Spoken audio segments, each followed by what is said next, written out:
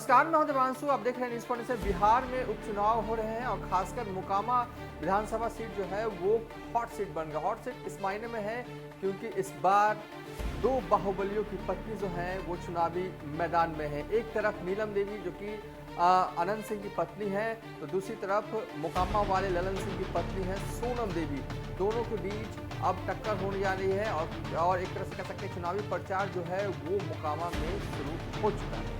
नीलम देवी और सोनम देवी दोनों जो हैं वो प्रचार में उतर चुके हैं। इस बीच बड़ी खबर हम आपको दे रहे हैं जो हमारे पास हमारे सूत्रों से हमारे खबर आ रही है कि यूपी के सीएम योगी आदित्यनाथ जो हैं वो मोकामा आ सकते हैं चुनावी प्रचार करने के लिए सोनम देवी के लिए, क्योंकि सोनम देवी जो है वो बीजेपी की उम्मीदवार हैं। काफ़ी मंथन और काफ़ी एक तरह से कह सकते हैं कि बिहार बीजेपी को ग्रुप की बैठक के बाद ये तय हुआ कि ललन सिंह की पत्नी सोनम देवी को टिकट दिया जाए और बीजेपी चाहती है कि चुनावी प्रचार में कोई कसर जो है वो रहने जाए। इसलिए यूपी के सीएम जो हैं योगी आदित्यनाथ 5 ब्रांड नेता हैं बीजेपी के और खासकर एक तरह से कह सकते हैं कि स्टार प्रचारक के तौर पर बिहार आ रहे हैं। हालांकि बिहार वो 11 अक्टूबर को भी आएंगे, जेपी की जयंती के मौके पर स्टार बिहार आ जाएंगे अमित शाह के साथ।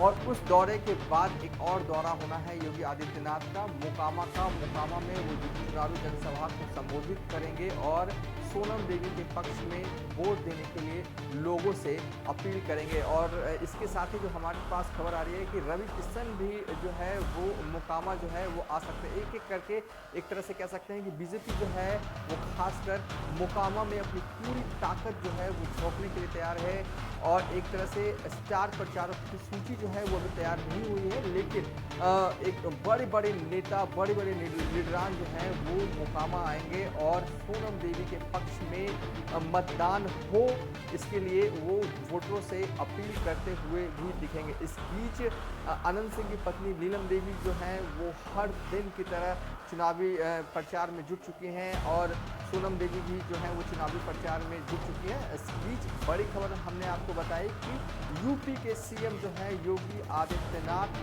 मोकामा आएंगे और बीजेपी के उम्मीदवार सोनम देवी के लिए प्रचार करेंगे और ये कहेंगे कि आप इन्हें वोट दीजिए।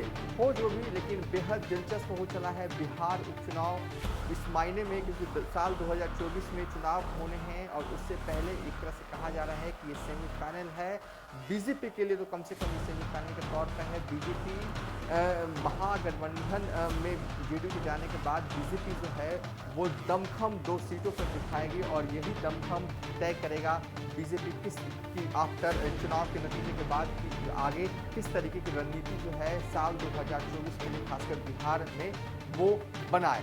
बहरहाल अभी तक के लिए इतना ही। आप देखते रहिए न्यूज़ 24।